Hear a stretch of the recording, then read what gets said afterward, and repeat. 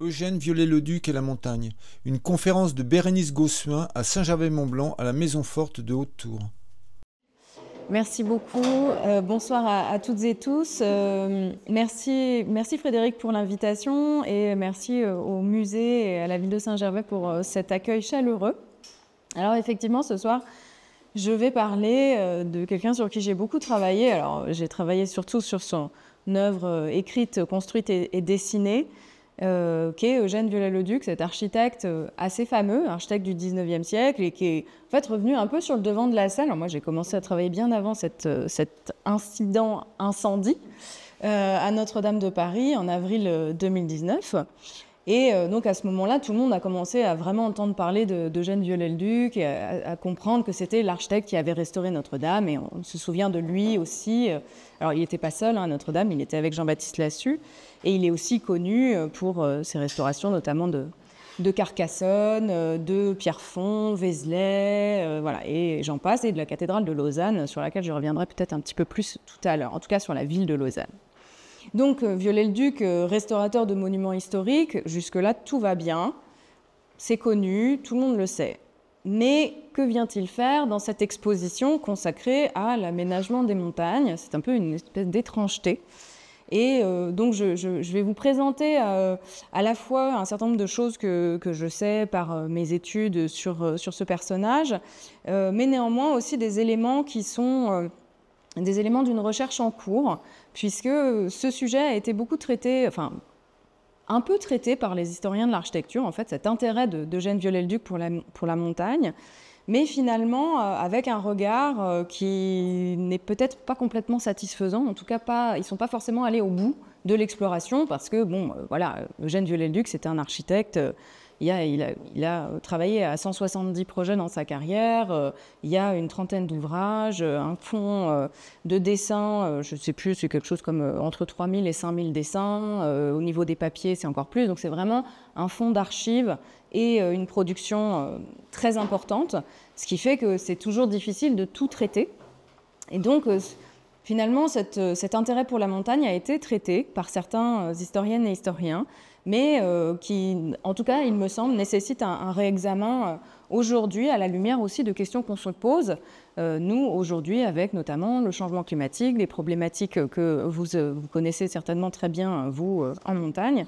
Donc ça va être une conférence un peu biographique pour vous raconter à la fois qui était ce personnage et relater sa relation avec la montagne, qui occupe une présence dans sa vie et depuis son jeune âge, et dans laquelle j'aborderai deux malentendus historiques en passant. Je dis conférence biographique et je vais commencer par la fin, c'est-à-dire par sa mort. C'est un peu inhabituel, mais bon, voilà, je me suis dit que j'allais commencer par ça parce que ça me paraissait l'entrée la plus intéressante et en réalité commencer par sa dernière demeure, qui est la photographie que vous voyez en ce moment à l'écran, est une image de l'intérieur de la maison dans laquelle il est mort. Le décor peint est de sa main, hein, donc ça c'est quelque chose qu'on sait. Donc c'est une maison qu'il a construite au 37 de l'actuelle rue du Léman à Lausanne en 1876. Donc c'est la date de la publication aussi par ailleurs de sa carte qui est ici et de son traité qui est dans la vitrine au rez-de-chaussée, dans une des vitrines du rez-de-chaussée. Donc cette image, le décor des murs de la pièce principale qui représente la montagne. Mais on ne sait pas très bien quelle montagne. Et donc ça, on va en discuter un petit peu. Voilà. Cette maison, voilà à quoi elle ressemble. Une maison aux allures de chalet pétrifié, on dit certains historiennes et historiens, puisque Viollet-le-Duc avait fait du chalet une espèce de demeure archétypale des Européens. Alors là, ça nécessite une petite digression liée à une question qui n'est pas toujours très confortable à traiter pour nous, historiens, quand on regarde avec le recul un certain nombre de moments de l'histoire. C'est qu'en réalité, Viollet-le-Duc partage avec un certain nombre de personnes au XIXe siècle une vision vision raciale, en fait, de l'humanité, avec une séparation de trois races principales qui habitent le globe et les Européens sont les descendants des Ariens. Donc ils sont les Ariens.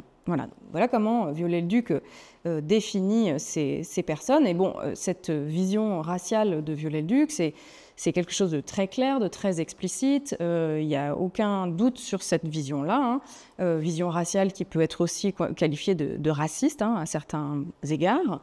Je ne vais pas forcément rentrer dans le détail. Il a une correspondance avec Arthur de Gobineau, qui est celui qui émet cette théorie des trois races, justement. Donc ils ont une correspondance assez soutenue à un moment donné.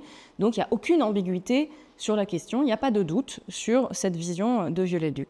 Mais Viollet-le-Duc pense cette question non pas en sorte de proto-ethnologue, mais plutôt, ni en médecin, mais plutôt en architecte. Et donc il se dit, ces trois races doivent avoir chacune leur architecture archétypale.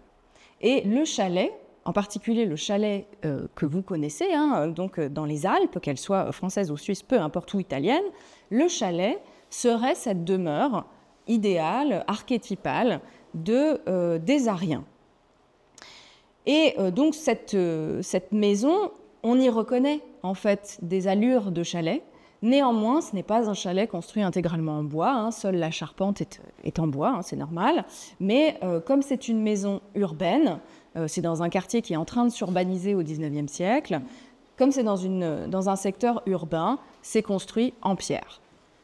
Mais néanmoins, on retrouve quand même un certain nombre d'éléments. Et en fait, Viollet-le-Duc, à partir de cet archétype du chalet, va construire toute une théorie de l'architecture contemporaine qui fait que, et en particulier de la maison de campagne, là c'est plutôt relié à la maison de campagne, mais il travaille aussi sur les maisons urbaines, de la maison de campagne qui est la bonne maison dans laquelle il faut vivre, bien orientée d'une certaine manière, etc. Et en fait, cette maison, je vais un peu rapidement, mais cette maison incarne véritablement une grande partie des grands principes qu'il énonce pour bien construire une bonne maison de villégiature. Et j'en viens à donc là, vous voyez aussi cette citation de Francisque Sarcey, qui est un journaliste. C'est pour ça que je dis que je commence par sa mort, parce que cette citation vient d'un article publié qui relate en fait les obsèques de Viollet-le-Duc. Viollet-le-Duc était un personnage très célèbre aussi à son époque. Il meurt à Lausanne de manière assez inattendue, et donc toute la bonne société parisienne prend le train, se déplace à Lausanne pour assister à ses obsèques, y compris un certain nombre de journalistes, et notamment ce journaliste du XIXe siècle que Viollet-le-Duc connaissait bien, et donc il nous décrit très bien cette maison à travers cette citation. Et donc premier malentendu historique, Viollet-le-Duc est mort dans cette maison. Déjà de son vivant, c'était un personnage très reconnu, et cette maison devient mythique. Elle devient mythique pour plusieurs raisons. Parce qu'un personnage très important, en tout cas rendu très important à la fois par ses contemporains et par l'histoire, y est mort, mais aussi d'autant plus mythique que cette maison est démolie dans les années 1970. Donc, quand les historiens et les historiennes travaillent à une sorte de réhabilitation de ce personnage qui est Viollet-le-Duc dans les années 1980, parce qu'en fait, Viollet-le-Duc traverse une espèce d'éclipse historique au moment, dans la première, en fait, début du XXe, jusque dans les années 80.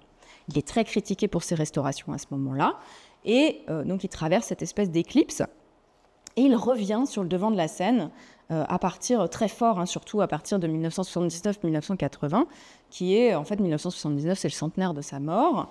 Il est mort en 1879 dans cette maison, donc. Et à ce moment-là, la maison a été démolie. Et donc, on a quelques informations sur cette maison, on a des archives, on a cette photographie. Donc ça, c'est une photographie du 19e.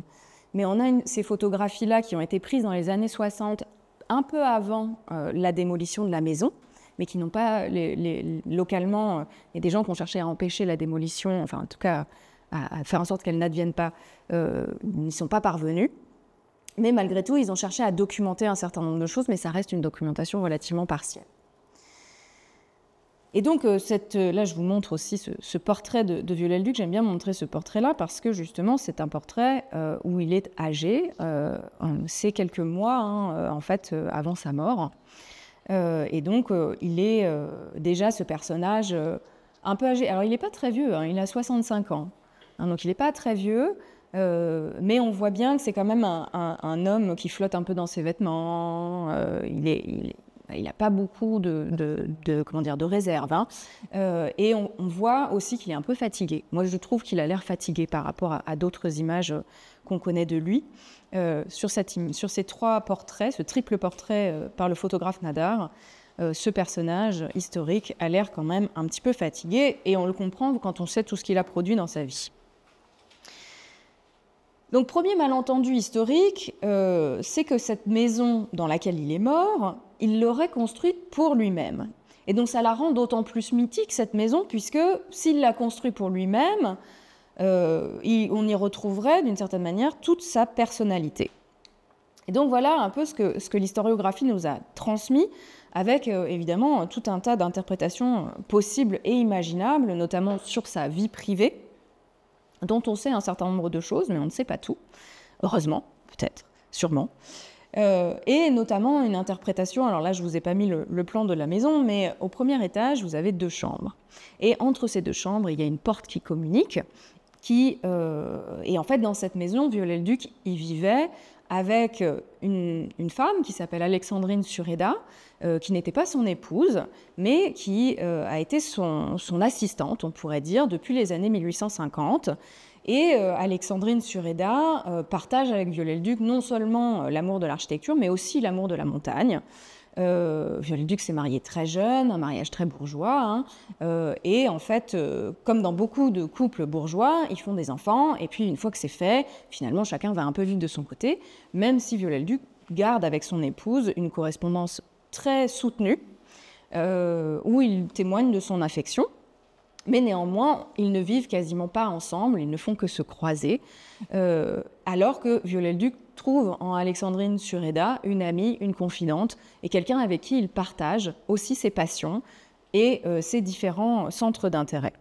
Et donc cette porte entre les 2 chambres a fait évidemment spéculer un certain nombre d'historiens sur cette amitié qui aurait été non platonique.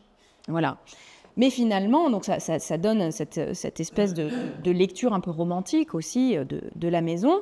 Et en fait, quand moi j'ai cherché à réexaminer cette maison, le sort de cette maison, en fait, l'examen des pièces à conviction historique dresse finalement un tableau beaucoup moins romantique, puisqu'en réalité, Viollet-le-Duc achète à Lausanne un terrain à bâtir. Je vais vous mettre l'image d'après parce que ça, c'est la vue qu'on avait de la maison. Alors, c'est moi qui ai fait la photo. Je suis juste allée sur place. La maison n'est plus là. Mais bon, il y a un immeuble à la place. Mais je me suis placée à peu près à l'emplacement de la maison et j'ai fait la photo. Donc ça, c'est ce qu'il voyait par sa fenêtre. Et donc, le Mont Blanc, en fait. Le massif en face. Et donc, Viollet-le-Duc achète ce terrain à bâtir. C'était un coteau de vignes qui était en train d'être loti pour être construit de ces petites maisons de villégiature. Ce ne sont pas des très grosses maisons. Hein. Et sur les conseils d'un confrère lausannois avec qui il travaille, à la restauration de la cathédrale de Lausanne, à ce moment-là, Viollet-le-Duc achète, le confrère achète la parcelle d'à côté, et comme ça, le confrère le représente chez le notaire, et tout ça se passe très très bien. Et Viollet-le-Duc bâtit cette maison à partir de 1872. Non, de 76, pardon. C'est la cathédrale qui commence à restaurer en 1872, pardon. Et donc, en fait, c'est un investissement financier. Donc, c'est beaucoup moins romantique que de se dire qu'il s'est construit sa maison de villégiature pour lui et sa maîtresse, évidemment. C'est une opération de spéculation immobilière. Puisque d'abord, en plus, cette maison, il la loue. Hein, donc, il y a des gens qui vivent dedans et qui louent cette maison. Il décide à un moment donné de la vendre. Et là, je ne sais pas très bien encore ce qui se passe à ce moment-là, mais il ne la vend pas. Et finalement, comme il vient à Lausanne très régulièrement pour ses affaires, plutôt que de loger à l'hôtel, il décide d'aller habiter cette maison qu'il a construite et dont il est propriétaire. Voilà, donc c'est très pragmatique, c'est beaucoup moins romantique, mais c'est finalement ce que disent véritablement les archives. Et donc, il décide aussi, parce que c'est là qu'il va passer ses vacances, dans les Alpes, il décide d'aller y passer ses vacances plutôt que lui-même de louer à Chamonix une résidence dans un chalet qu'il avait d'ailleurs lui-même construit, mais qui appartenait à quelqu'un d'autre et qu'il louait en fait à la propriétaire régulièrement. quand il venait dans les Alpes, parce que en réalité, à ce moment-là, Viollet-le-Duc aime déjà beaucoup les Alpes, et il vient marcher en montagne. Et donc, en fait, au départ, il part souvent son camp de base, si je puis dire, c'est Chamonix. Et en fait, à partir de l'été 1877, son camp de base va devenir Lausanne. En fait, c'est ça qui va se déplacer, finalement, dans une démarche relativement pragmatique, d'une certaine façon. Et donc, au final, ce que certains historiens ont qualifié d'exil suisse de la fin de sa vie, n'est en réalité qu'une résidence secondaire dans laquelle, en fait, Viollet-le-Duc séjourna, j'ai fait le calcul, environ 6 mois sur les 3 dernières années de sa vie, soit 2 mois par an, c'est-à-dire le temps de ses vacances. Des vacances toujours un peu studieuses, hein, quand même, malgré tout. C'est d'autant moins, le temps passé dans cette maison est d'autant moins important en termes de quantité que pendant les étés, et même d'ailleurs pendant les périodes de printemps, en avril, à peu près à cette période de l'année où nous sommes aujourd'hui, Viollet-le-Duc séjourne là-bas, mais part pendant des jours et des jours marcher. Hein, c'est-à-dire que c'est pas, il va faire une randonnée d'une journée et il revient chez lui. Il part faire ce qu'il appelle des courses en montagne, et je pense que ça s'appelle toujours comme ça. Alors moi, je suis assez nulle en alpinisme, donc vous me pardonnerez certaines erreurs, hein. Mais en réalité, il part avec des guides, il va dans les refuges, etc. Et il part une dizaine de jours, toujours une dizaine de jours à peu près, marcher en montagne avec tout un tas de matériel, de dessins, de relevés, j'y reviendrai. Et donc je vais revenir un instant sur le décor de cette salle de séjour. Décor de cette salle de séjour dont vous voyez en fait ce qu'on pourrait appeler le carton en haut, donc c'est en miniature, hein, ce qui va peindre ensuite sur les murs, et en bas une photo qui est du 19e siècle, peu après la mort de Viollet-le-Duc. Quelques photos sont prises, et ces quelques images, cette photo nous montre en fait l'état dans lequel est la maison juste après la mort de Viollet-le-Duc. Donc on voit le mobilier, donc on voit que c'est meublé de manière assez simple, relativement austère, avec néanmoins du mobilier qu'il a dessiné, hein, cette table. Et on voit surtout que cette grande pièce principale, qui est en fait la salle de séjour de la maison, est aussi sa salle de travail. Donc on voit bien que voilà, la détente, c'est pas le sujet. Hein, le sujet, c'est d'être tranquille, en réalité, éloigné de Paris, pour pouvoir travailler à ses œuvres intellectuelles. Et là, il est vraiment tranquille, parce qu'il n'est pas, comme il dit, hein, harcelé, hein, par la vie parisienne. Et donc ce décor qui frappe les esprits, hein, c'est lui qui l'a peint, hein, on le sait parce qu'il le dit, hein, et il y a des témoignages, hein, aussi de son gendre notamment, mais aussi il écrit, on sait dater exactement quand est-ce qu'il le peint, parce que dans une lettre de septembre 1878, donc pile poil 1 an avant sa mort, il écrit à son épouse qu'il fait de la peinture. Et en fait, c'est ça qu'il est en train de faire.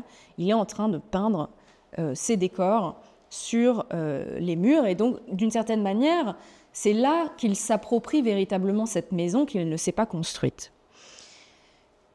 Et ce qui frappe les esprits, c'est la représentation d'un paysage alpin, donc sur 2 murs, le mur nord et le mur ouest de la grande salle. Donc le mur nord, c'est celui-ci, et le mur ouest, c'est celui-là. Donc c'est un long pan de mur et un petit côté qui sont peints avec ce décor. Et en face du mur nord, il y a les fenêtres de la façade qui ouvrent sur cette vue que j'ai montré précédemment. Et donc finalement, quand Viollet-le-Duc est assis à sa table de travail, ici, là, dans le dos, il a la montagne, face à lui, il a, à travers la fenêtre, la vraie montagne. Et donc il y a une espèce d'effet de miroir entre le décor peint et ce qu'il voit par la fenêtre, comme s'il avait sans cesse besoin d'être entouré, ou envie en tout cas, d'être entouré de ces montagnes. Donc de cette montagne, alors peut-être tout de suite pour dire un mot de ce décor, il y a un certain nombre de personnes qui ont essayé de se casser la tête pour savoir où c'était, ce qui était représenté, et pour l'instant personne n'y est arrivé, donc on en arrive à la conclusion entre historiens que ça ne représente nulle part. Voilà. Quand on ne sait pas, on va se dire c'est nulle part. Et surtout, cette hypothèse est intéressante parce qu'elle nous dit quelque chose de la manière de Viollet-le-Duc de penser, c'est-à-dire que c'est quelqu'un qui a une capacité à absorber les choses, absorber les formes, en particulier à travers le dessin, et à les restituer de nouveau à travers le dessin. Et là, il invente ce paysage, encore une fois, presque archétypal. Et donc on se retrouve dans une maison qui est un chalet pétrifié, je le disais tout à l'heure, et dans laquelle il a représenté la montagne, il voit la montagne, et il est comme dans un espèce de berceau presque, préhistorique, dans lequel aurait été versé, d'une certaine manière, tout le génie, comme il dit, c'est pas mes mots, tout le génie de la race aryenne, dans ces montagnes, à travers ces chalets, dans la montagne qui est représentée. Et bon, ça c'est un petit détail que j'ai mis dans la citation, sur les autres murs, et notamment sur le mur qu'on ne peut pas voir sur cette photo, qui est dans le dos du photographe, sont représentés ces personnages en costume du XVe siècle, de grandeur miniature, c'est-à-dire des personnages qui sont à la moitié de nous, à la moitié d'une taille réelle, et donc ces personnages en costumes médiévaux, qui sont en réalité ces ancêtres que Viollet-le-Duc aime beaucoup, eux aussi, c'est des personnages qui sont très chers à son cœur, puisque Viollet-le-Duc est un amoureux de la montagne, mais aussi un amoureux du Moyen-Âge, et notamment de tous ces bâtisseurs de cathédrales, mais de tout le Moyen-Âge en général. Il a écrit un dictionnaire du mobilier dans lequel il redessine par exemple tous les costumes du Moyen-Âge. Et donc il représente ces personnages, et donc d'une certaine manière, quand il est dans cette pièce qu'il a peinte, il est dans une espèce de généalogie entre la race aryenne, qui est dans son récit descendue de l'Himalaya en chariot, et qui, arrivée dans les Alpes, a réutilisé le bois des chariots pour construire les chalets. Donc c'est toute une fable de l'origine. Donc ce chalet, ici pétrifié, dans les Alpes, avec ces personnages du Moyen-Âge, donc une espèce de filiation comme ça qui se dessine à travers à la fois le paysage, les personnages médiévaux, et lui-même au centre de cette histoire, évidemment, puisqu'il se pense comme une sorte d'héritier de ses propres héros. Ouais, il faut que j'aille un peu plus vite quand même, parce que sinon, je ne vais pas faire 45 minutes. Et donc j'en viens à ce marcheur intrépide, capable de rendre des points aux plus fameux grimpeurs du club alpin. Ça, c'est une citation de son gendre. Donc évidemment, très grand admirateur de son beau-père, qui est aussi son patron par ailleurs. Voilà, ça se faisait beaucoup à l'époque. Pour venir justement parler de cette formation et de comment ça se fait finalement qu'un architecte se retrouve à la fois à beaucoup aimer la randonnée, donc ça c'est une chose, mais aussi à en faire quelque chose, c'est-à-dire à produire cette carte, ces dessins qu'on voit ici dans cette salle. Donc là j'en arrive, je reprends, je rembobine et on revient au début de la biographie. Un amoureux des montagnes, et ça depuis son jeune âge. Je reviens rapidement sur son enfance. Donc Viollet-le-Duc est né à Paris en 1814. On le voit ici à gauche, un portrait peint par son oncle, Étienne de l'Écluse. Viollet-le-Duc naît dans une famille bourgeoise. Vous voyez à droite la photo du porche de la maison dans laquelle il est né, qui existe toujours, au 1 de la rue Chabanais, c'est très près de la Bibliothèque nationale Richelieu. Famille bourgeoise, éducation par le dessin, puisque son oncle est peintre, peintre et critique d'art. Et donc Étienne de l'Écluse, son oncle, est son premier mentor. Et donc cet apprentissage du dessin est extrêmement important, puisque c'est un apprentissage du dessin sur le modèle, à la fois dans la nature, de l'architecture, mais vraiment de tout ce qu'on a sous la main finalement. Tout est dessiné pour essayer de bien comprendre les choses du monde. Et alors, son oncle voulait en faire un peintre. Très jeune, il se révèle très, très, très doué pour le dessin. Et c'est pour ça que son oncle le représente, vous le voyez sur ce portrait, avec un pinceau à la main. En fait, son oncle rêvait d'en faire un grand peintre. Viollet-le-Duc ne sera pas peintre, mais architecte. Très jeune, en fait, il tombe en amour véritablement pour l'architecture, et en particulier pour la cathédrale de Chartres. Et il passe 15 jours dans la cathédrale de Chartres à dessiner la cathédrale. Et il écrit à son père que les pierres lui parlent, que enfin voilà, c'est quand même un rapport très, très émotionnel aussi à cette architecture médiévale. Et finalement, c'est un peu la même chose qui se passe dans la montagne. Puisque pour lui, et il le dira plein de fois dans sa vie, le dessin permet de voir, et voir, c'est savoir. Et c'est ça, au fond, qui intéresse Viollet-le-Duc, c'est de disséquer ce qu'il voit pour savoir vraiment comment fonctionnent toutes les choses qu'il voit. Donc avec la montagne, l'histoire commence véritablement, sa relation avec la montagne. Alors, elle commence un petit peu avant 1834 parce qu'il fait un premier voyage en France et il traverse l'Auvergne et il est séduit déjà par ces montagnes d'Auvergne.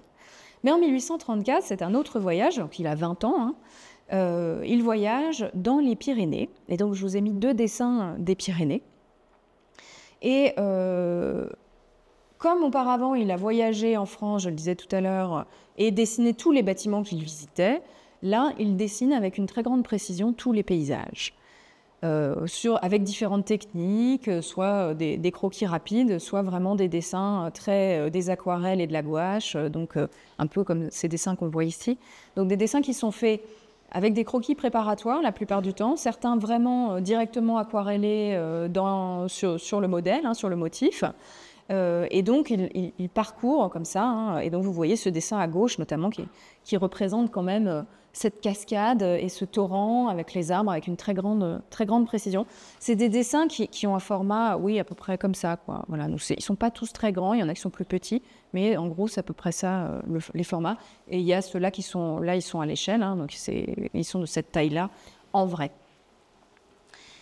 Et donc, le dessin... Parce que, oui, il découvre qu'il aime arpenter ces montagnes, mais il aime et est très doué pour le dessin, et pour autant, ça ne suffit pas, puisqu'il doit faire quelque chose de tout ça. Et la nature, que ce soit le végétal le plus banal, comme le lierre, du lierre ou des fougères, deviennent en réalité des outils d'apprentissage du dessin qu'il transmettra en tant que professeur à l'École royale de dessin. C'est son premier boulot, en fait, son premier job avant d'être architecte, c'est d'être prof de dessin, prof d'ornement à l'École royale de dessin. Et puis, à travers un certain nombre de livres, et notamment le dernier ouvrage qui paraît juste après sa mort, donc son dernier ouvrage, qui s'appelle « Histoire d'un dessinateur ». Et en réalité, on comprend à travers ces ouvrages et les cours de dessin que la nature, et en particulier la végétation, mais pas que, sont le sujet d'un apprentissage du dessin et d'une compréhension de la chose dessinée. Donc c'est une formation de l'esprit à l'observation pour déduire un certain nombre de grands principes. Et donc la nature, à travers le dessin, et ça c'est ce qu'on voit très bien dans un certain nombre de dessins, notamment ceux qui sont sur le mur là derrière, celui d'en haut là avec les 4 dessins de montagne, on voit très bien qu'il y a une mise en ordre par le dessin, une géométrisation de la nature, et là vous le voyez à l'écran avec cette feuille de lierre qui est géométrisée avec ce cercle, le point central, les différents diamètres, etc. Donc cette feuille rentre dans ce cercle, et la géométrie lui permet, dans les dessins, d'organiser la nature, de la mettre en ordre, et en réalité, lui, il pense à travers ça, percer la loi de la nature, la grande loi de la nature qu'il appelle la loi d'unité, et il nous dit la nature n'a pas procédé autrement, et il est plus que téméraire de chercher des lois en dehors de celles qu'elle a établies, ou plutôt de nous soustraire à ces lois, nous qui en faisons partie. En 2 mots, la création, c'est l'unité, le chaos, c'est l'absence d'unité. Et donc ça, c'est un grand principe qui traverse à la fois sa théorie de l'architecture, mais aussi son rapport à la nature de manière générale, puisque les humains étant des créatures de la nature, les créations humaines, que sont les bâtiments, doivent être conformes à cette loi d'unité. Alors, cette loi d'unité, c'est une idée, ça ne s'appelle pas toujours pareil, mais c'est une idée qu'on retrouve dès le XVIIIe siècle, hein, chez quelqu'un comme Goethe, chez Alexander von Humboldt, etc. Cette idée-là, il en hérite hein, d'une certaine manière, même s'il ne dit pas tellement de qui il en hérite, hein, par ailleurs. On a l'impression un peu qu'il l'invente, mais en réalité, ce n'est pas tout à fait le cas. Et donc, cette loi d'unité qui préside à toutes les créations et aux créatures de la nature, eh bien, il faut les comprendre en regardant comment la nature procède pour pouvoir, nous-mêmes humains, procéder de la même manière dans nos créations. Et donc, c'est pour cette raison que la nature est un modèle pour l'architecte. Je vous en ai mis un petit peu d'autres, là, des végétaux géométrisés et d'autres dessinés un peu plus de manière stylisée. Puisque, en réalité, c'est un modèle qu'il perçoit déjà, encore une fois, chez ces architectes qui sont ces modèles, qui sont les bâtisseurs du Moyen-Âge, puisqu'il voit dans l'architecture médiévale la trace de l'observation de la flore. Si vous regardez bien les chapiteaux médiévaux dans l'architecture romane ou dans l'architecture gothique, vous voyez que souvent ça représente des feuilles. On abandonne la feuille d'acanthe, par exemple. La feuille d'acanthe, c'est quelque chose qui date de l'Antiquité, qui est beaucoup chez les Romains. On en retrouve un peu à la période romane et évidemment à la période paléochrétienne, mais dans l'architecture, la fin de l'architecture romane et dans l'architecture gothique, ça disparaît, au profit de végétaux locaux, c'est-à-dire du persil, du plantain, de la feuille de vigne, etc. Donc tous ces végétaux que les bâtisseurs ont autour d'eux, qu'ils observent et qu'ils mettent sur ces chapiteaux, en lieu et place de là où les bâtisseurs de l'Antiquité romaine avaient mis des feuilles d'acanthe. Et donc ils inventent, hein, ces bâtisseurs médiévaux, à partir de la flore qui est proche d'eux, tout un répertoire ornemental.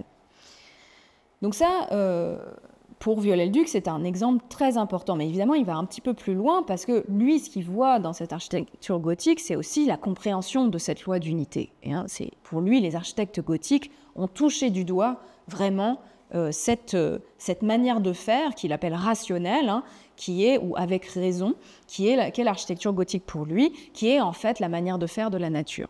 Et donc c'est aussi pour ça que tout ça est très, très tissé entre ces deux disciplines que sont, d'une certaine manière, ici, plutôt la botanique et l'architecture.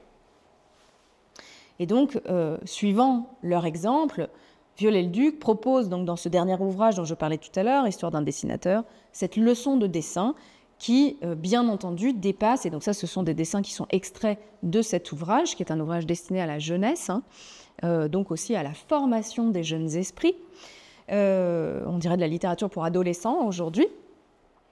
Et cette leçon de dessin, on voit bien qu'elle passe énormément par le dessin des végétaux, qui est ce dessin, une sorte de médiateur qui donne accès à la compréhension des choses vivantes, et aussi l'objet d'une leçon de géométrie. Alors il le fait aussi avec des animaux, etc. Mais cependant, et ça je reviens à l'image précédente, cependant, la nature est aussi sujette à la monstruosité. Et là, on voit bien, c'est pour ça que je parle de mise en ordre, parce qu'il y a la feuille de lierre qui correspond véritablement à cette géométrisation, et donc qui est, d'une certaine manière, la bonne feuille de lierre, avec tous les guillemets qu'il faut, et en face, les monstres, qui sont ces feuilles difformes, dont il nous dit qu'elles sont les exceptions produites par un état maladif ou un excès de nourriture. En somme, c'est un dysfonctionnement qui rend la feuille anormale. Et le but, c'est de comprendre le bon fonctionnement pour pouvoir le reproduire. Et ça a un effet, justement, aussi sur son rapport à la montagne, mais à la nature en général, puisqu'il faut faire en sorte que cette nature puisse bien fonctionner suivant ses lois. Et donc, si cette schématisation de la feuille de lierre n'est pas tout à fait exacte scientifiquement, elle a néanmoins un pouvoir qui est celui d'expliciter cette géométrie et de proposer une sorte de structure fondamentale du monde. Et c'est ce procédé que Viollet-le-Duc diffuse à travers ses différents ouvrages et un certain nombre de ses cours, puisque cette production du dessin en direct, c'est aussi la possibilité d'une compréhension géométrique à l'origine d'une norme qu'il s'agit de bien intégrer. Donc c'est une forme d'arrangement aussi avec le réel. Et j'en viens maintenant, parce qu'il faut que j'avance, véritablement au sujet qui peut-être vous intéresse le plus, qui est celui du Mont Blanc, parce que, évidemment, toute cette histoire de dessin que je viens de raconter n'est pas du tout sans lien avec le Mont Blanc, le massif du Mont Blanc. Donc voilà, là vous voyez la couverture de l'ouvrage, et à droite la cartographique, nous avons taille réelle et originale ici, juste à côté de nous. Donc c'est magnifique parce que comme ça vous pourrez bien la regarder après. Cette carte et cet ouvrage, c'est un travail que Viollet-le-Duc démarre dans les années 1867-68, et l'ensemble est publié en 1876. C'est le résultat de 8 étés passés, en tout cas c'est lui qui le dit, 8 ans d'été, de course en montagne. Donc revoilà le randonneur qui peut rendre des points au meilleur grimpeur du club alpin. Je rappelle aussi, mais ça j'imagine que vous le savez par cœur, 1860 c'est l'annexion de la Savoie à la France. Et donc il y a aussi un enjeu militaire à cartographier cet espace. Viollet-le-Duc est un patriote, très intéressé aussi de questions militaires, par ailleurs. Il sera très investi aussi en tant que... dans la guerre de 1870, il va mobiliser des hommes, il va aller au combat, etc., travailler avec le génie militaire, etc. Donc c'est quelqu'un qui a aussi une idée très importante des enjeux de protection d'un territoire et des enjeux militaires. Et en réalité, quand on regarde au début de l'ouvrage, dans l'introduction, Viollet-le-Duc fait son état de l'art, donc c'est-à-dire un peu tous les ouvrages et aussi les cartographies précédentes de cet espace. Et en fait, on se rend compte qu'il s'appuie énormément, beaucoup plus sur des documents militaires que sur des ouvrages qui documentent la géologie du Mont Blanc. Donc ça, c'est aussi un peu étonnant, d'une certaine manière. Il ne va pas chercher tous les grands savants dont on a les ouvrages là au rez-de-chaussée, il va chercher plutôt des cartographies militaires, des plans en relief, etc., plutôt que des ouvrages scientifiques, en réalité. Ce qui est quand même assez étonnant. Pour quelqu'un qui s'intéresse beaucoup à la science, c'est assez étonnant. Et donc, en réalité, il propose cette carte d'abord au génie militaire. Alors, pour aussi le dire tout de suite, cette carte comme cet ouvrage vont faire un four éditorial. Ça n'a pas du tout marché, ça va très mal se vendre. La carte coûte très cher à imprimer, donc elle sera très peu diffusée. Donc finalement, l'exemplaire que vous avez là, c'est un des rares exemplaires qui existent. Il y en a dans plusieurs institutions, on en a plusieurs exemplaires. C'est pas un exemplaire unique non plus, mais néanmoins, il n'y en a pas beaucoup. C'est-à-dire que trouver aujourd'hui, moi je collectionne un peu aussi les objets originaux de Viollet-le-Duc, notamment les éditions. Cette carte, elle est très rarement en salle des ventes et à des prix, et j'aime autant vous dire, qui ne sont pas accessibles pour mon portefeuille. Et l'ouvrage, c'est un peu pareil. Voilà, parce que c'est très surprenant aussi d'avoir cet architecte qui, même s'il est très connu, il est connu pour d'autres choses. Il n'est pas connu pour ça. Et ce n'est pas un spécialiste malgré tout. Et donc j'en viens là à ce deuxième malentendu sur Viollet-le-Duc, restaurateur du Mont Blanc.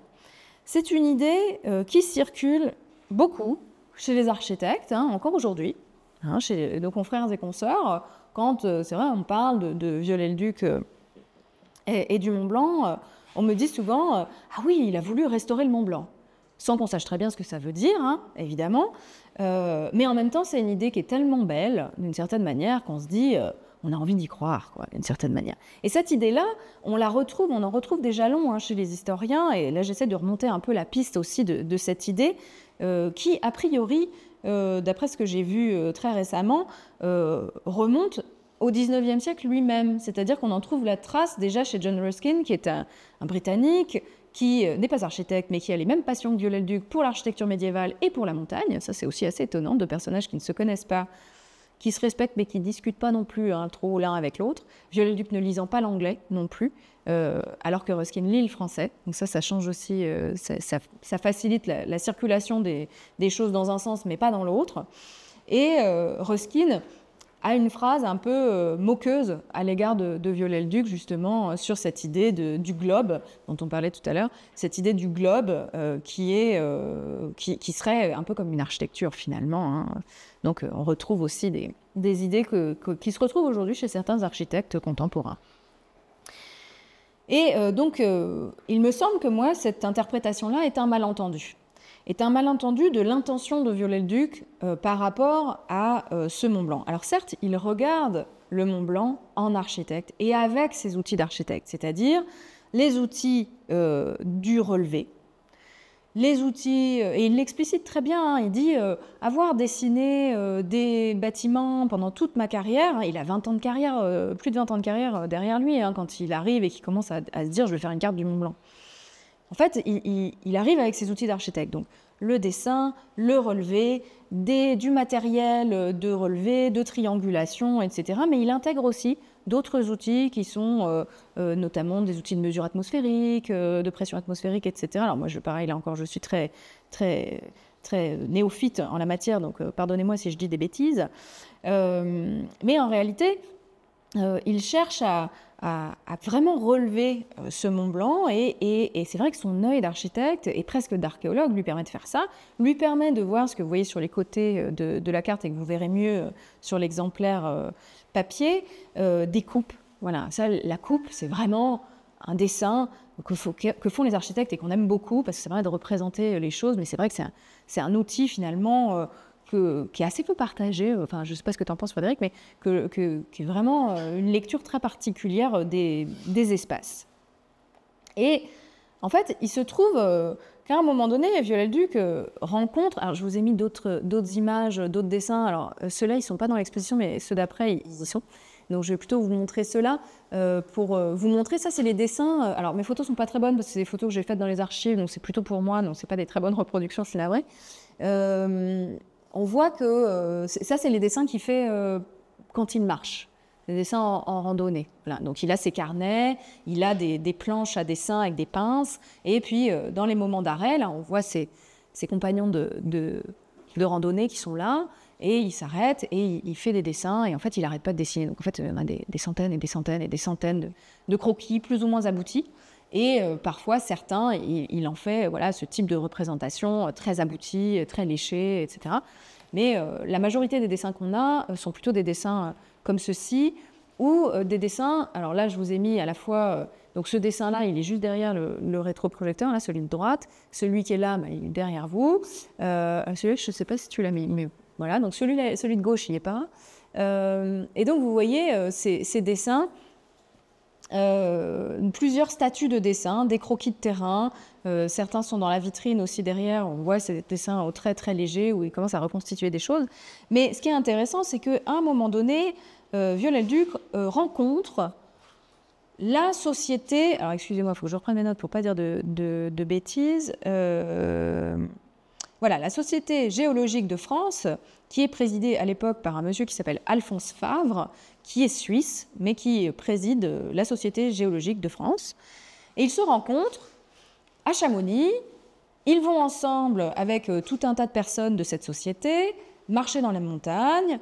Ces géologues voient Viollet-le-Duc dessiner dans la montagne, ils le trouvent assez incroyable, parce qu'ils voient la capacité de Viollet-le-Duc, à travers ce qu'il voit, à imaginer des états antérieurs. Parce qu'en réalité, c'est ce qu'il a fait toute sa vie. C'est ce qu'il a fait toute sa vie. Quand il va à Pierrefonds, quand il va à Carcassonne, même quand il va à Notre-Dame de Paris, à Autun, etc., il voit des bâtiments, il les dessine dans l'état où ils sont, et il passe son temps à imaginer comment c'était avant. Sauf qu'en architecture, il l'a fait en vrai. Voilà, il l'a vraiment reconstruit. Mais en réalité, et c'est là certainement que se trouve l'ambiguïté de Viollet-le-Duc par rapport à ça, et c'est là que se trouve, il me semble, aussi le malentendu, c'est que, comme on se dit qu'il est architecte, bah forcément, il aurait le fantasme de reconstruire, forcément, il aurait le fantasme de se dire, bah, il y a des pierres qui sont tombées dans la vallée, il y a un processus de formation de la montagne, qui est un processus, d'abord, alors lui, il parle de mamelon, qui ensuite s'érode, donc c'est un processus, il parle sans cesse de ruine, hein, c'est un processus de ruine, parce qu'en architecture, quand les pierres tombent, c'est que ça tombe en ruine. Voilà. Sauf que c'est un problème en architecture quand ça tombe en ruine. Mais là, il dit très clairement que ce n'est pas un problème. Il dit que c'est le processus naturel de formation de la montagne, etc. Et donc, en fait, c'est peut-être de là aussi que vient ce malentendu lié à cette interprétation de ce projet caché, qui serait caché au sein des pages de ce traité sur le Mont Blanc qu'a fait Viollet-le-Duc. Et donc, on voit toute cette capacité à géométriser les choses, à reconstituer, donc avec des triangles, parfois plutôt avec des arcs de cercle, là j'en ai pas mis, mais ces géologues voient cette capacité, et donc il y a une correspondance ensuite entre Viollet-le-Duc et Favre, où Favre lui dit « Ah, mais ce serait formidable que vous arriviez à reconstruire le Mont Blanc ». Mais pour un géologue, dire reconstruire le Mont Blanc, c'est pas la même chose que dire reconstruire le château de Pierrefonds. Voilà.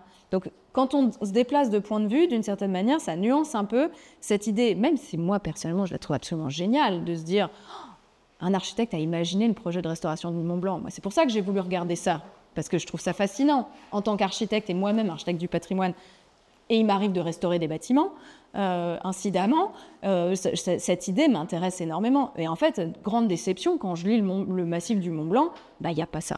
Il n'y a pas ça dedans du tout. En revanche, il y a d'autres choses. Et oui, simplement pour terminer sur ça, et j'en arrive à ma conclusion, ne vous inquiétez pas, pour vraiment être sûr que Viollet-le-Duc n'a pas cette idée en tête, je suis allée chercher un petit peu partout.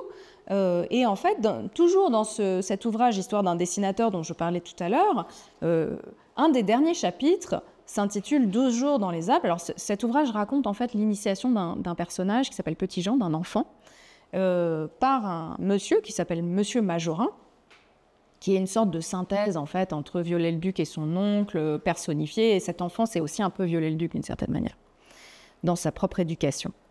Et donc, une des dernières leçons de Monsieur Majorin pour sa pupille, qui est Petit Jean, c'est une longue randonnée de 12 jours dans les Alpes et dans le massif du Mont Blanc, évidemment.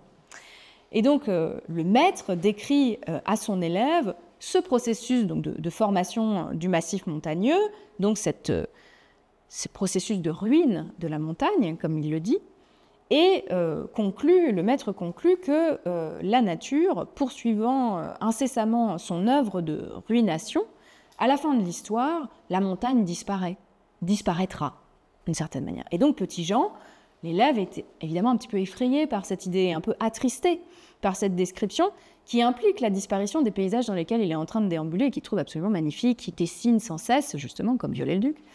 Même si c'est dans un lointain futur, de cette disparition des humains, des animaux, de la montagne, etc., donc de tout ce qu'il a sous les yeux.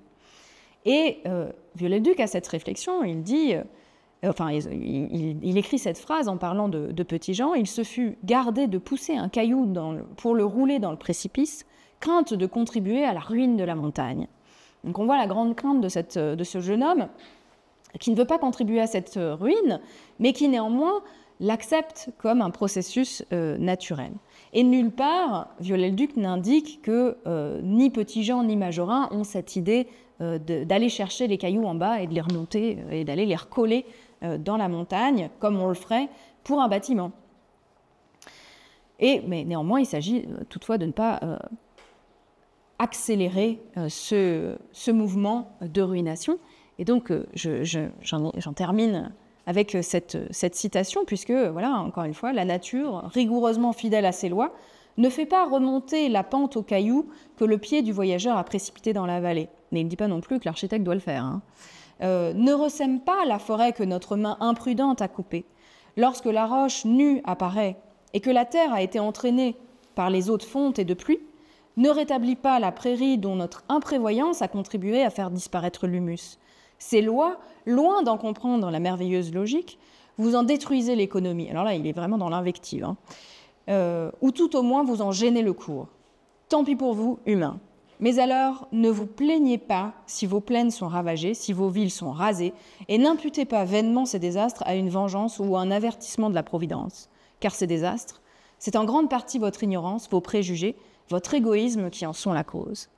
Et donc face à la ruination, le processus de ruination normale et naturelle de la montagne, qu'il ne s'agit pas de combattre, il y a la destruction dont les humains sont responsables. Et là, ça rejoint, je crois, le propos de l'exposition. Car justement, ces destructions d'origine humaine seraient à l'origine d'une forme de stérilité des montagnes. Et c'est là que se rencontrent Viollet-le-Duc et les ingénieurs du service des RTM, des restaurations des terrains de montagne, puisque Viollet-le-Duc, dans son ouvrage, s'il y a restauration, c'est bien une restauration qui est de l'ordre de ce qu'il nomme des petits moyens. Construire un petit barrage avec un empierrement, planter des arbres à certains endroits, ce qui n'est pas le projet aussi héroïque qu'on a bien voulu lui faire dire ou qu'on veut bien se représenter. Je ne dis pas néanmoins qu'il n'y a pas d'héroïsation, une forme d'héroïsation dans l'histoire telle qu'elle a été racontée jusqu'à présent des ingénieurs des eaux et forêts ou de Viollet-le-Duc d'ailleurs.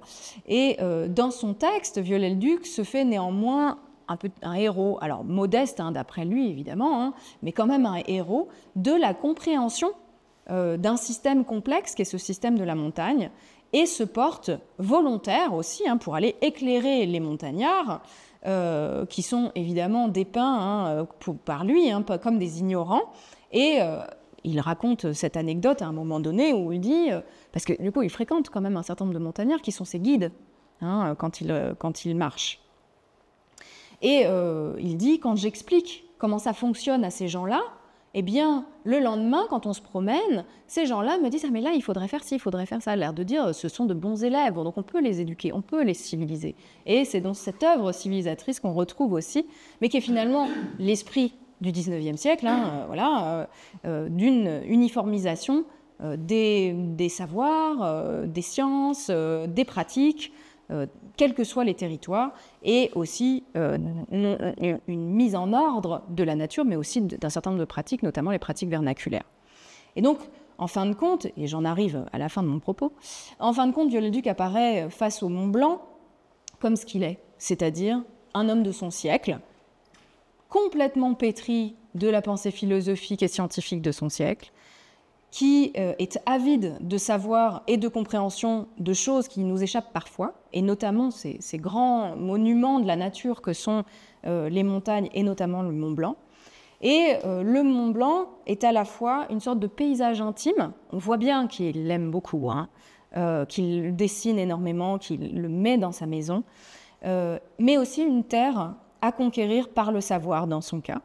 Et en cela, il applique sa méthode de dessin qui a toujours fonctionné en architecture.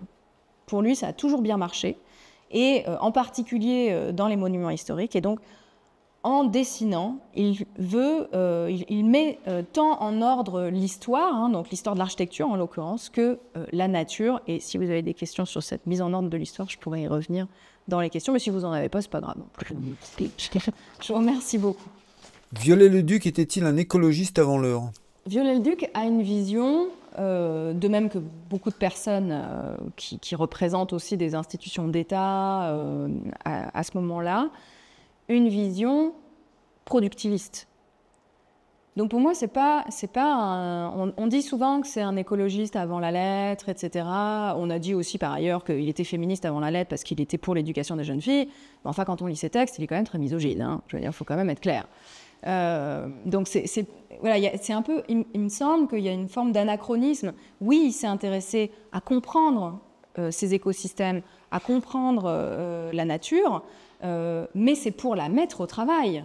Son objectif, c'est de la rendre productive, cette nature. C'est pas de la laisser tranquille. Voilà. C'est vraiment c'est pas non plus de la patrimonialiser, comme on peut le faire aujourd'hui avec...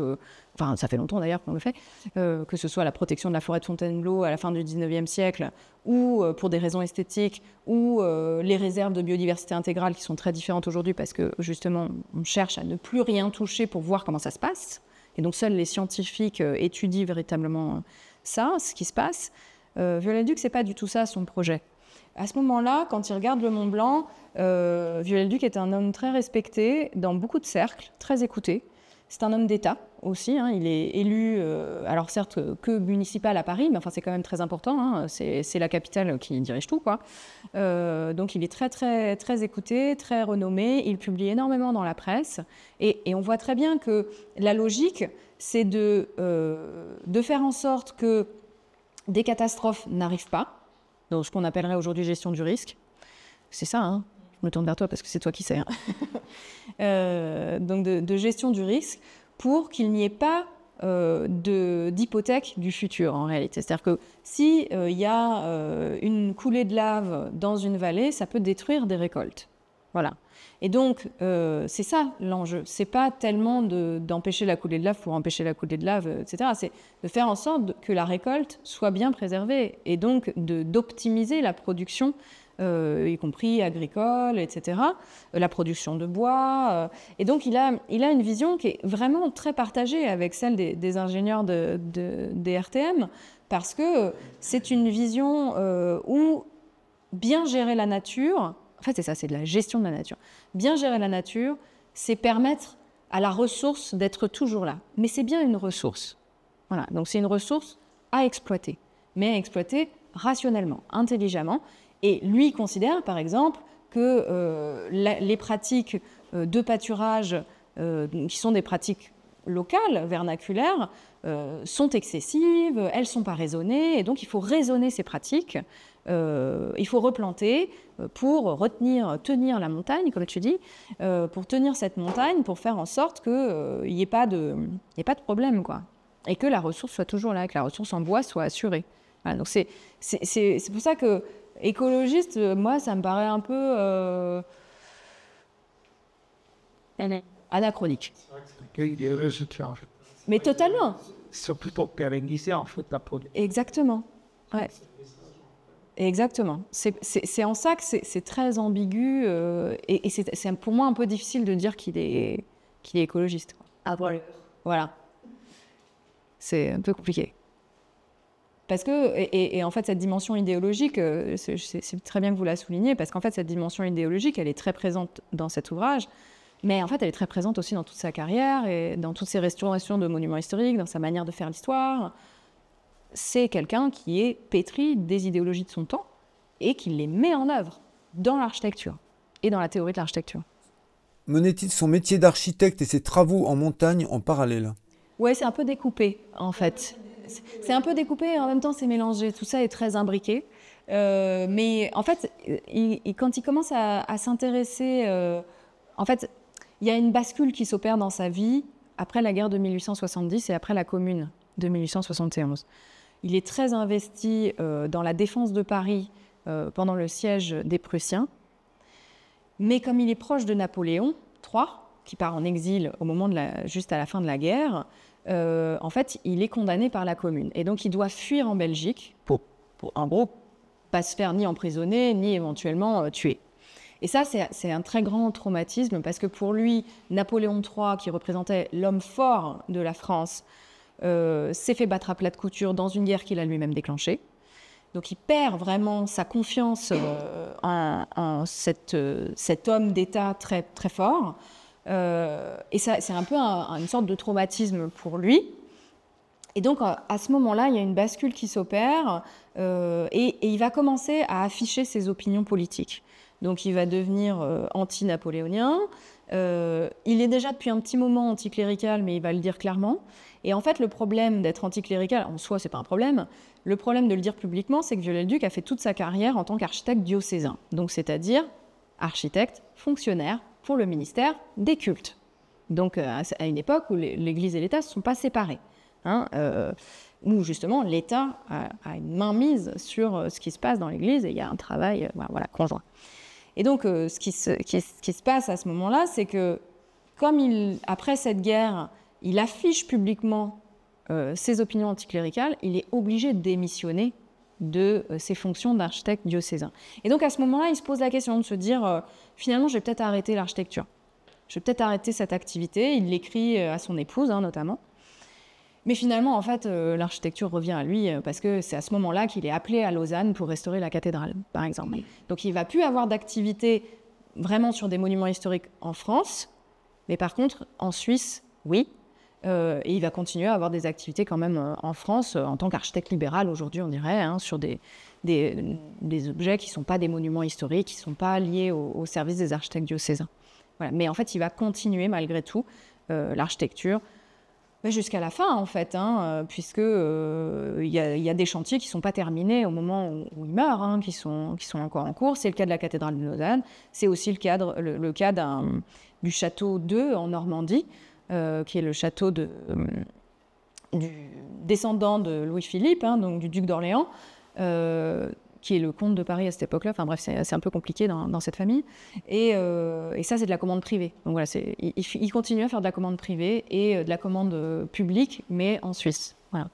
Et donc, il fait les deux en parallèle, et en même temps, il est élu au Conseil de Paris. Enfin voilà, il écrit énormément à ce moment-là. Tous ses ouvrages pour la jeunesse, ils sont publiés à ce moment-là.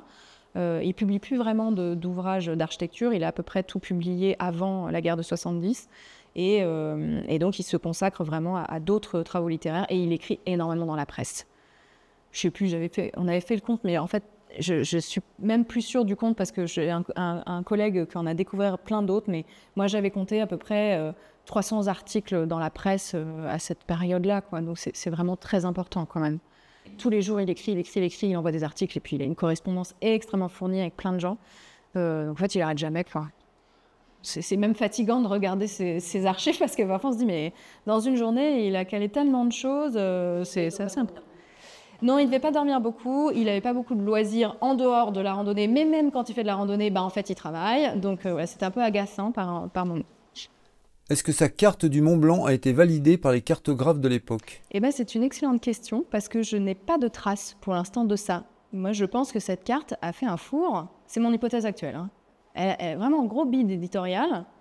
Et en fait, je ne trouve pas vraiment de traces nulle part. Parce qu'en réalité, cette carte, c'est un architecte qui représente, c'est un plan masse, en fait, ce que nous, on appelle un plan masse. Donc, nous, les architectes, on regarde les choses par en haut. Et donc, on dessine des masses. Voilà, pour représenter les bâtiments, les arbres, les chemins, les routes, etc. Et donc, on dessine des plans avec des masses. Et en fait, ça, c'est un plan masse. C'est pas une carte. Je pense que cette carte est à peu près inutilisable, hein. J'en sais rien. Après, je suis pas. Voilà, il faudra demander à des gens qui sont des spécialistes. Il n'y a pas de courbe de niveau sur cette carte. C'est une carte où il dessine un plan masse comme un architecte, mais aussi comme un peintre. Parce que ça, c'est une chose qu'il ne faut pas non plus oublier quand on regarde les dessins de Viollet-le-Duc, c'est qu'il a cette formation de jeunesse qui est une formation de peintre. Et même quand il dessine de l'architecture, il la dessine aussi comme un peintre, d'une certaine manière. Donc, d'où ces vues aussi idéalisées, plein de couleurs, des choses qui ne correspondent pas toujours à la réalité. Comme moi, aujourd'hui, quand je dessine un bâtiment et que je dois indiquer où est une fissure, je mets la fissure au bon endroit. Lui, non, il la met un peu à côté pour dire, il y a des fissures, quoi, on a compris. Donc, il y a une imprécision dans ces dessins qui sont absolument splendides. C'est des dessins à regarder, mais qui scientifiquement sont un peu approximatifs parfois. Et c'est très amusant de lire toute la correspondance entre Viollet-le-Duc et son éditeur au moment d'éditer la carte. Et ça a l'air d'être un casse-tête, mais pas possible. La carte, ils ont fait je sais pas combien d'essais. C'est une technique d'impression en chromolithographie, donc assez compliquée parce qu'il y a plusieurs couches de couleurs en plus. Donc c'est un objet qui a coûté très cher à imprimer, donc qui était vendu très cher. Et donc, voilà, qui en plus, s'il arrive après la bagarre et qu'en plus, ça ne sert pas vraiment à des géographes, c'est un peu compliqué de vraiment en faire un objet qui a une fortune critique, quoi. Mais ça serait intéressant. Moi, je pense qu'il faut un peu creuser ça pour voir si on arrive à trouver éventuellement des endroits où elle apparaît. Mais par contre, chez les architectes, on la trouve, cette carte. Qu'en est-il des monstres de Pierrefonds ? À Pierrefonds, effectivement, moi j'ai appelé ces espèces de monstres des chimères rationnelles. Des chimères rationnelles parce qu'en fait, quand on regarde ces animaux fantastiques, donc là il reprend un peu la tradition du bestiaire médiéval, ces animaux fantastiques sont en fait des créatures qui auraient pu exister vraiment, parce qu'elles sont bien proportionné. On se dit, celui-là, on doit pouvoir le croiser quelque part, finalement. Même si on sait que ce n'est pas le cas. Mais il y a quand même un jeu sur les proportions des différents membres qui sont ajoutés entre eux. Oui, c'est vraisemblable. Et donc, mais oui, ça a été... le château de Pierrefonds a été très critiqué, mais pas peu d'ailleurs, parce que c'est c'est une reconstruction totale, mais lui-même assume en fait ce côté aussi fantaisie, parce que là pour le coup c'était une commande de Napoléon III pour une résidence personnelle de Napoléon III. C'est pas un bâtiment d'État, c'est un bâtiment qui appartient à titre personnel à l'empereur. Et il veut en faire une résidence pour sa famille, une résidence de villégiature, et pour faire des fêtes aussi. Et donc Viollet-le-Duc ajoute des bâtiments pour recevoir ce programme d'une résidence d'un empereur du 19e siècle, et pas une forteresse médiévale, qui est un programme militaire. Donc c'est pas tout à fait la même chose. Donc au fond, on parle d'une restauration du château de Pierrefonds, mais en fait c'est ce qu'on appellerait aujourd'hui plutôt une réhabilitation avec changement de programme, quoi. Peux-tu nous parler du dernier chapitre de son traité sur le Mont Blanc? Justement, ce dernier chapitre, en fait, la citation que j'ai lue à la fin, elle en est issue. Ce dernier chapitre qui s'intitule, je ne sais plus très bien comment, mais en gros... L'action des hommes sur les cours d'eau. Voilà, de l'action des hommes sur les cours d'eau, où justement, il revient sur ces dégradations liées à la présence et à l'usage humain de la montagne. Et c'est là qu'il décrit finalement ce qu'il ne faut pas faire et ce qu'il faut faire. Et notamment, il a tout un chapitre sur la plantation, tout un passage sur la plantation des arbres. Il dit qu'il faut planter des arbres. Et pour planter des arbres, on va mettre un gros caillou à un endroit, un gros rocher.